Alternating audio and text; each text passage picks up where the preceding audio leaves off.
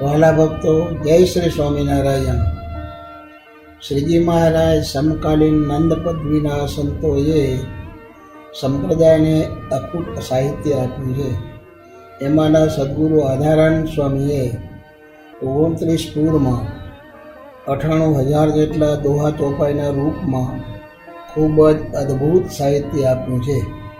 આ શ્રી હરિચરિત્રામૃત સાગર ચરિત્રોની કથા આપણા ભુજ મંદિરના વિદ્વાન કથાકાર પુરાણ સ્વામી શ્રી પ્રકાશદાસજીએ પોતાની ભાવવાહી શૈલીમાં કરેલી છે. શ્રી નરનાળદેવ નૂતન મંદિર મહોત્સવ નાયરોબીના ઉપક્રમે ઓસ્ટ્રેલિયાના હરિભક્તોના સહયોગથી ભુજ મંદિર દ્વારા પેન ડ્રાઈવ રૂપે પ્રકાશન કરી રહ્યા છીએ.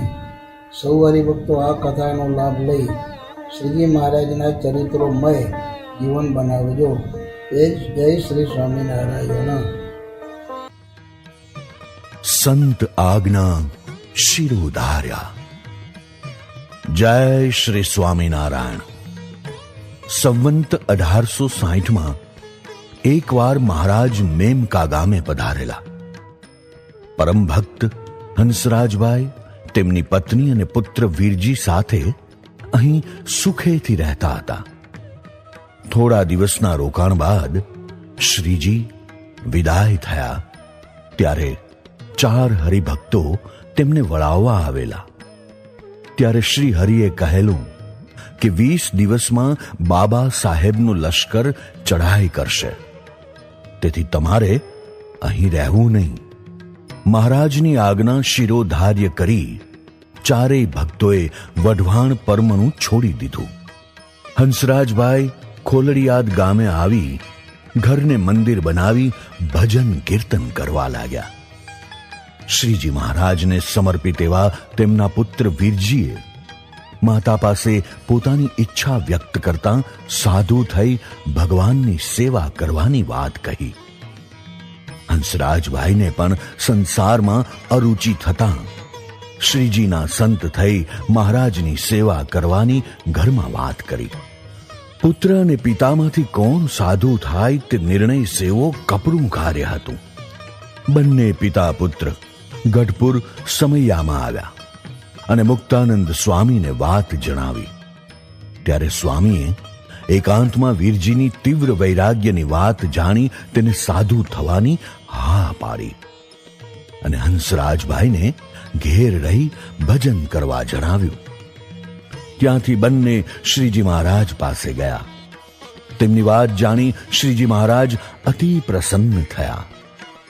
બાથમાં ઘાલીને મળ્યા અને ત્યાં જ વીરજીને દીક્ષા આપી.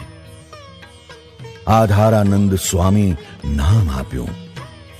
સ્વામી ચિત્રકલામાં નિપુણ હતા અને મહારાજની મૂર્તિઓ બનાવતા અને હરિભક્તો સંતો પૂજામાં પૂજતા.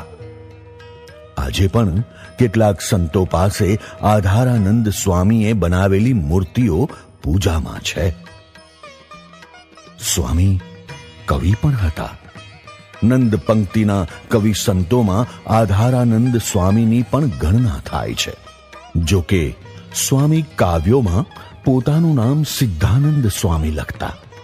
સ્વામીનું સૌથી મોટું કાર્ય શ્રીજી મહારાજ સ્વધામ પધારી ગયા પછીનું હતું. વ્યાસજીએ જેમ મહાભારતની રચના કરી તેમ સ્વામીએ શ્રીજી મહારાજના ચરિત્રો, ઐશ્વર્યો, પ્રતાપ લીલા ચરિત્રો અને જ્ઞાનોપદેશથી ભરપૂર મહાગ્રંથની રચના કરવાનો સંકલ્પ કર્યો. તેમના સંકલ્પથી મોટા મોટા સંતો અને આચાર્ય શ્રી રઘુવીરજી મહારાજ ખૂબ રાજી થયા.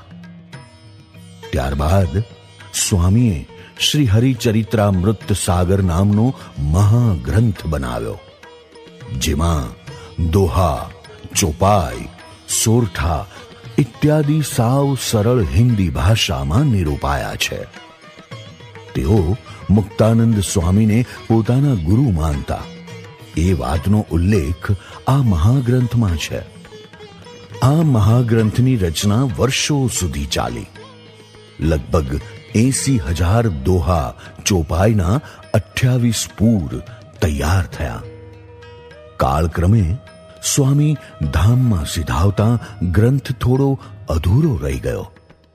સ્વામી 1919માં ધામમાં સીધાવ્યા તેવો ઉલ્લેખ છે. આ ગ્રંથમાં પક્ષપાત વગર, દેશ વિભાગના ભેદભાવ વગર જેવી વાત થઈ હોય તેવો ઉલ્લેખ છે. આ દિવ્ય ગ્રંથ સંપ્રદાયની મોંઘેરી મૂડી છે. આ ગ્રંથની કથા પૂજ્ય સ્વામી શ્રી પ્રકાશદાસજીએ પોતાની સરળ અને સુમધુર શૈલીમાં કરી છે, જેનો લાભ દરેકને મળે એવા મંગલમય હેતુથી ભુજ શ્રી સ્વામિનારાયણ મંદિર દ્વારા પ્રકાશિત કરવામાં આવે છે.